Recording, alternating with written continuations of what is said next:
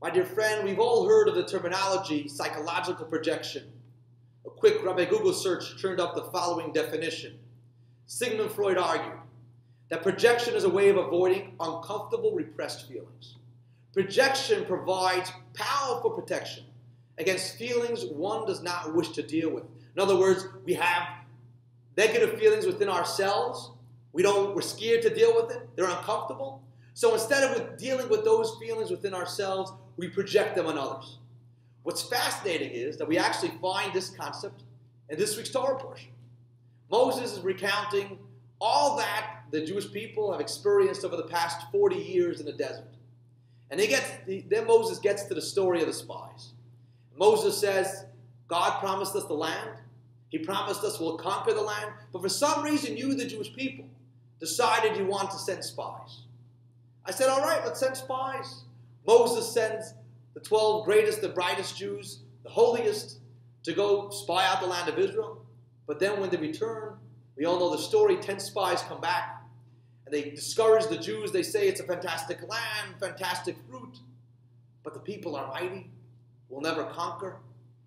And then Moses continues the story, and he says, you guys went back to your tents. And instead of believing in God and trusting that the God who took us out of Egypt and split the sea can conquer the land, you cried. And I quote, Moses says, you know what you said? You said, I quote, because the Lord hates us. He took us out of the land of Egypt to deliver us unto the hands of the Amorites, to exterminate us. The Jews believed that God took us out of Egypt because he disliked us, not because he loved us. He took us out of Egypt because he had a plan. We're going to try to conquer the land of Canaan, and there, the land of Canaan, the nation of the Amorites are going to exterminate us.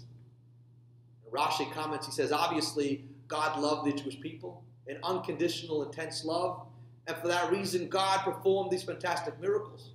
So Rashi says, the Jewish people were expressing their own inner demons, their own inner troubles. And I quote, he says, really, however, he loves you, but you hate him. A common parable says, what is in your heart about your friend, you imagine is in his heart about you. Rashi's quoting the Sifri. The idea is that the Jewish people, at this moment, were doing what we would call today projecting. That which was going on within themselves, their dislike for God, their own issues, they were projecting against God. Let's look at what the Jewish people had experienced. These were a broken nation, a broken people, who are coming out of years and years of slavery. There's so much going on. From one hand, there's these beautiful miracles. God just shows them the 10 plagues, the splitting of the sea. They get the Torah. It's fantastic. It's fabulous. On the other hand, the Jewish people are dealing with their inner challenges, their inner issues.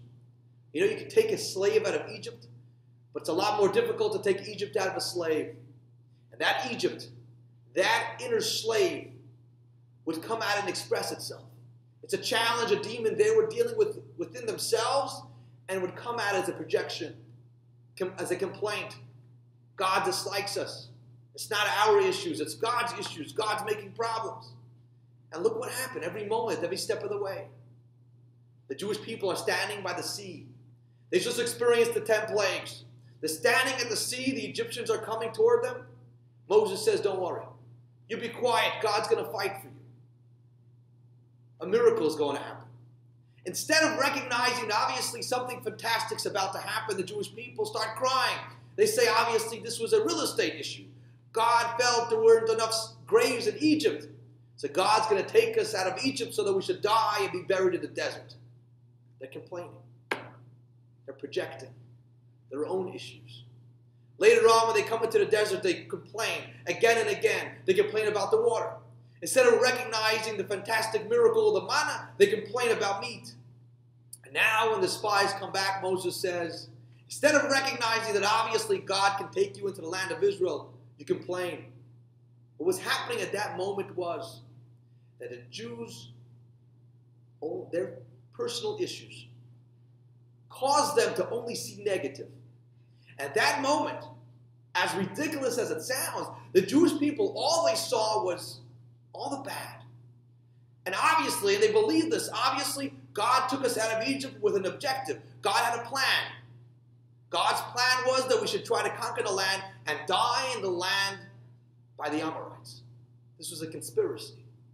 The Jewish people were projecting, Rashi says. My dear friends, the lesson is powerful.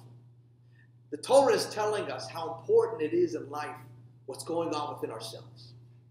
When we have inner peace, when our body and soul are in sync, that changes our perspective on the world. We will surprise ourselves how much more positivity we can see in the world by changing what goes on inside. Torah is teaching us to always try to see the roses and not the thorns, to always try to see that ray of sunlight. And then, when we project positivity, we look at the world and we see the good within the world instead of the negative. What happens is positivity is contagious. Positivity generates more and more good.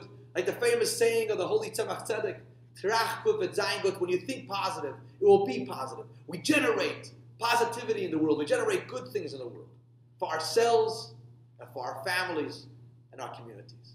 Shabbat Shalom.